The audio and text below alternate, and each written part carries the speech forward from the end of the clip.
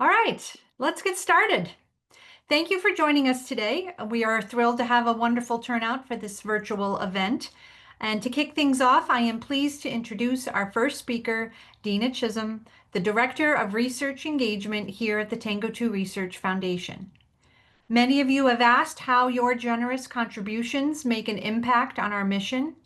And well, you are about to find out. Dina will share the Foundation's recent research successes, strategic priorities, and our future goals, offering a glimpse into how your support is driving real progress for the TANGO2 community. Dina Chisholm. Thank you, Kasha. It's a great introduction. In my session today, I'm going to talk about moving from updates to action and how all the progress that we've made is building the roadmap to a cure. So we'll reflect on achievements, discuss current work, and share what's coming next. This progression mirrors our journey as a foundation, learning from experience, building momentum, and planning for the future. But first, before we dive in, let me introduce these building blocks, which are the foundation for future clinical trials and treatment breakthroughs. There are 6 pillars here: community needs, data infrastructure, biomarkers, drug discovery, coordinated networks, and new knowledge. Each of these pillar pieces can be likened to Lego pieces, if you will, connecting to build a full picture of TDD understanding and readiness for clinical trials. These building blocks or Lego pieces represent our roadmap in action. These essential steps towards meaningful treatment and care guidelines. Since the foundation's creation, together, we've been leading the way in finding a cure for TDD. Our approach, combining funding, coordination, and guidance, has accelerated learning and collaboration to improve outcome for our TDD warriors. One of our biggest accomplishments is raising the dollars as a community to fund $1.1 million in TDD research. Let that sink in for a minute. That is nothing short than amazing, almost unheard of for young rare disease organizations like ours, uniting scientists around the world for one shared mission.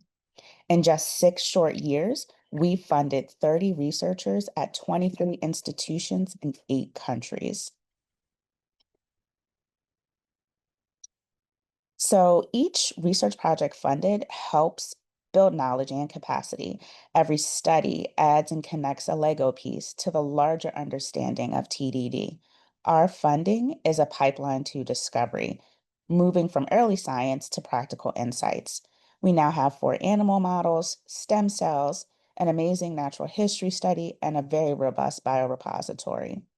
This has led to an explosion of TDD knowledge. There's nearly 150 published articles. Again, all of this in just 6 short years. In 2016, about a decade ago, there were just 2 published TDD articles. This rapid progress is how we build the path to treatment and a cure. Again, I'm going to just kind of circle back to our building blocks, our Lego pieces. To reiterate, these are not just scientific concepts. These are the concrete steps towards improving care, understanding, and future therapies.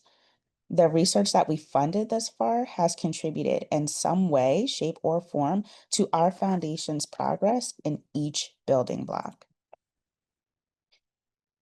I've been with the foundation going on 4 years now, and it's amazing to see how far we've come.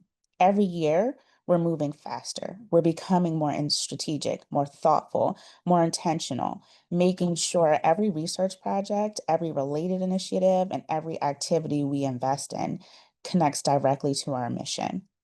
We're also making sure that each effort strengthens one of those building blocks, those key Lego pieces that make the entire TANGO2 research and readiness framework work stronger. Now, I know some of you are thinking, oh, Dina, this sounds wonderful, but what does this actually look like? I'll show you in just a moment. But before I do that, I actually want to pause and emphasize something really important. When I say we, I mean all of us. This includes families, the clinicians, the researchers.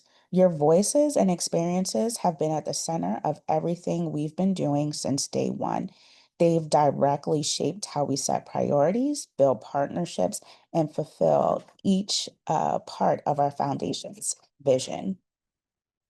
So, over the past 4 years, we've seen some truly remarkable scientific breakthroughs and initiatives take shape, many of which you have been directly involved with and helped made possible. And I know looking at this slide, it looks extremely busy. That is a good thing. It's a reflection of just how far we've come together.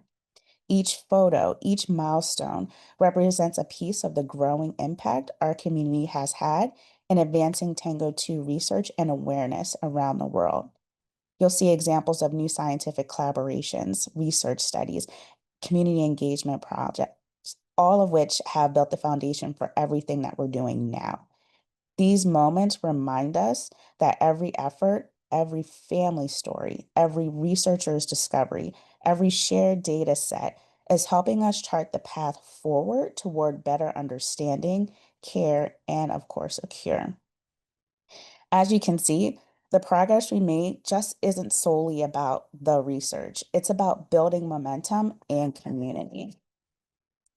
And that brings us to like this next slide, where we'll look at all how these things come together in our current strategic initiative, the focus actions that are driving our next phase of growth. So let's take a look at what intentionality kind of looks like in action. This next section walks through what we're doing right now, the projects and the partnerships that we're actively shaping the future of Tango 2 research and care. Each of these initiatives is a part of the roadmap that we're building together.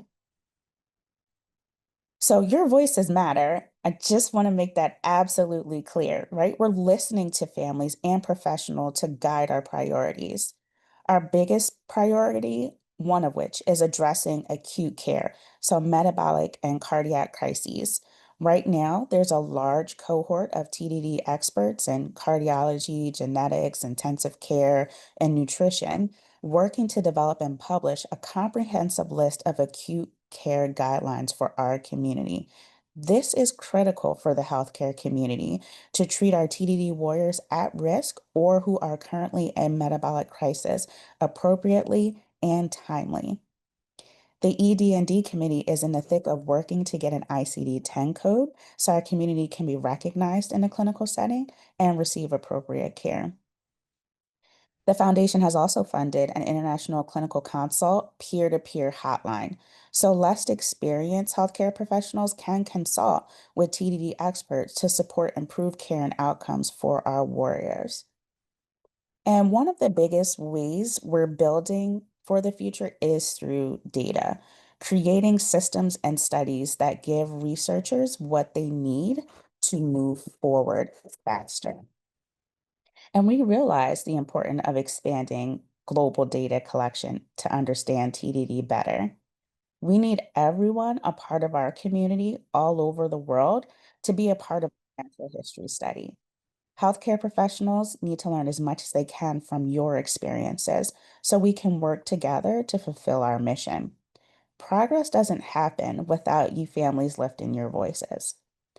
Once we have the data, the next step is knowing how to measure change, right? Understanding what progress looks like for people living with Tango 2. We're taking rigorous steps to ensure research can measure real, meaningful change in our community over time. And of course, all that work feeds directly into discovery. So, testing, modeling, and exploring new treatment possibilities through different scientific modalities and approaches.